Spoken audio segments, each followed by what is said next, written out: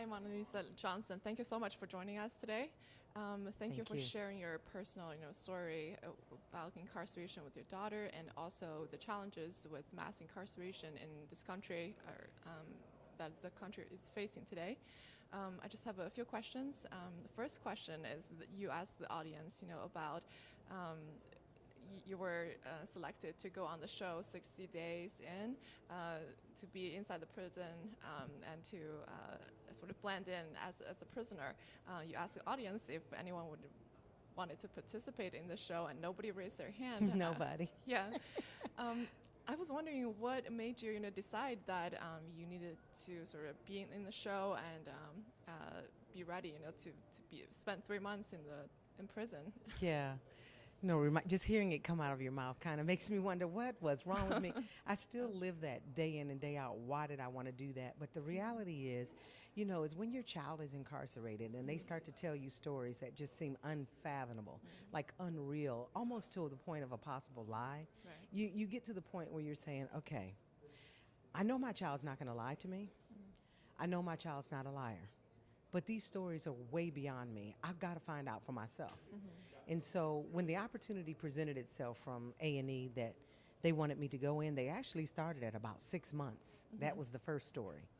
And I said to them, are you out of your cotton picking mind? The answer would be no to the no, no, no. Are you kidding? Yeah. And they go, well, we don't really think we can document this any less. This was not acting. This was actual documentary. So there was going to be no special privileges. I wasn't going to be treated any different than anyone else. And I kind of felt like that was ludicrous. So I told them no.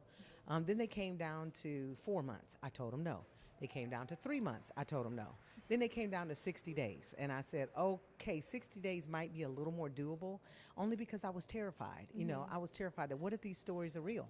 Right. What if they're real? Yeah. Can I make it in this environment? I mean, my daughter is obviously stronger than me, but I'm not sure I can make it in this environment. So I decided to say yes because she agreed that, it would be a good idea for me to learn as much as I could learn as long as I would take it and tell the people, tell the world, what I saw.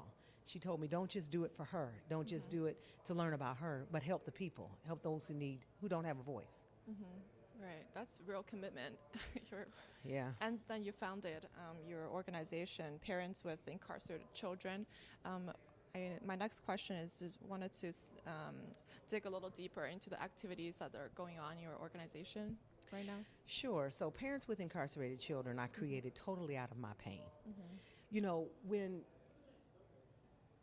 you can't fix things that your children have going wrong and you know that you're a mother and you know that there's nothing you can do to make it better, you experience a pain that is something you can't explain. And I went through a lot of different situations mentally.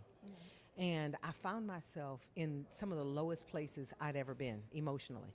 I found myself depressed, filled with shame and guilt. Just you name it. It was a lot of things going wrong with me. And so I decided to go on a journey of healing. And I wanted to figure out how to do it for myself because I was in a space where I really couldn't tell anybody about what I was going through outside of my family. It wasn't anything that I could just blatantly advertise and say, hey, I have a kid that's incarcerated. Can somebody help me?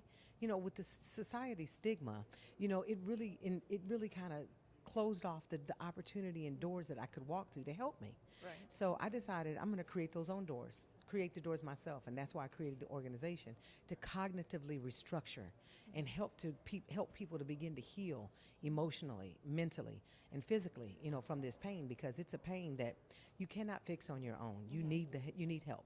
Right, and I hope through this process, you're able to heal on your own as well.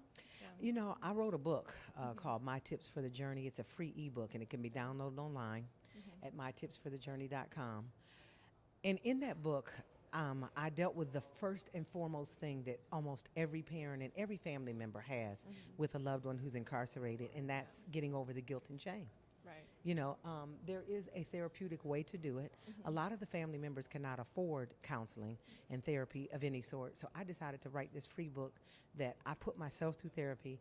I hired the counselors. I did everything that I could do to help me to get to that next step. And now I want to share it with them so that they could heal and that they could see the same, benefits that I saw. Right. Okay, my next question is, so you talked a little bit about the challenges in the mass incarceration in the United States. I was wondering if you know any good examples, of incarceration done right in other countries? Well, every country other than us is doing it right, for the record. Every country other than us. Okay, and that may not be 100% correct, but it's pretty close.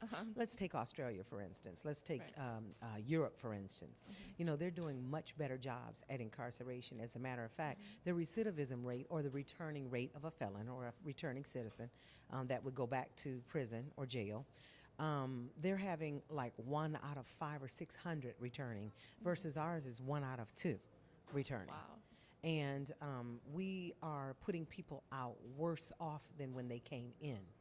And that's not success. And America is built on the arms of success, built on the spirit, of forgiveness. And the thing that I am learning more so than anything is that we don't have compassion for each other. We have no compassion for each other. We would rather judge each other, which is so much easier to do because then we don't have to take on your problems and other people's problems. All we have to do is care about ourselves. Well, that's not what America was founded on, and that's not what we're supposed to be in this country. So we can get it right. We have the platform and the blueprint to get it right. All we need is to just do it. Yeah. And your TV producing background came sort of handy, right? And you're producing videos, for the educational materials. Parents with Incarcerated Children is producing a video series we're currently in production for right now called Prisoner of Hope. Okay. And this Prisoner of Hope series is going to deal with many subject matter experts, different psychotherapists, different therapists, different law, figures of the law, all types of political figures, civil rights leaders, and myself. And we're going to address the very, very difficult subjects that are taboo. So that these people who will not raise their hand and say, hey, it's me, I'm the one who has someone incarcerated, they don't have to do that anymore. What they could do is they can go into the privacy of their own home, and they'll be able to look at these videos and be able to learn the same things that I learned, except they're going to get it the easy way. I had to go the hard way.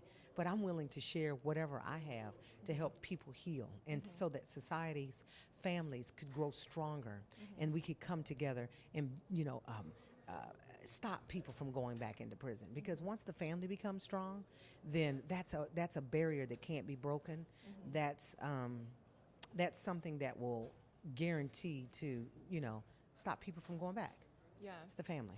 Yeah. I hope more families, are able to heal, faster and sooner, through your programs. Sooner, quicker, faster. Yep. Last question is, how can we contribute, to your foundation, organization, to help it grow? I think the easiest way that you could contribute to our organization is first and foremost, if you are a person who has a loved one who's incarcerated, come out of hiding. Admit it, and come into the fold of parents with incarcerated children. You can do that through many ways, through our website, which is pwicus.org. You can go on Facebook, Twitter, and Instagram and follow and learn. Or you can sign the Justice Declaration, which is where I learned everything that I just about know today about advocating, about lobbying, and more importantly about what I can personally do. So it doesn't feel like such an overwhelming burden. If you have no one who's incarcerated, learn what you can do. If you have empathy and we close the gap of empathy and we start to think about, restorative justice versus punitive justice, and we start to think about how when we were children, we may have been punished, but our parents let us off punishment. They didn't continuously leave us in a place, in a seat of shame and of torment, unlike what we're doing to those who've been incarcerated. We need to think about giving those people a second chance. Signing that Justice Declaration at justicedeclaration.com will help you to learn how you can personally close that empathy gap and how you can get involved in all three levels: advocacy, lobbying, and personal help. All right, Justice Declaration. Thanks, Monalisa. Nice to meet you. Thank you. Nice to meet you too.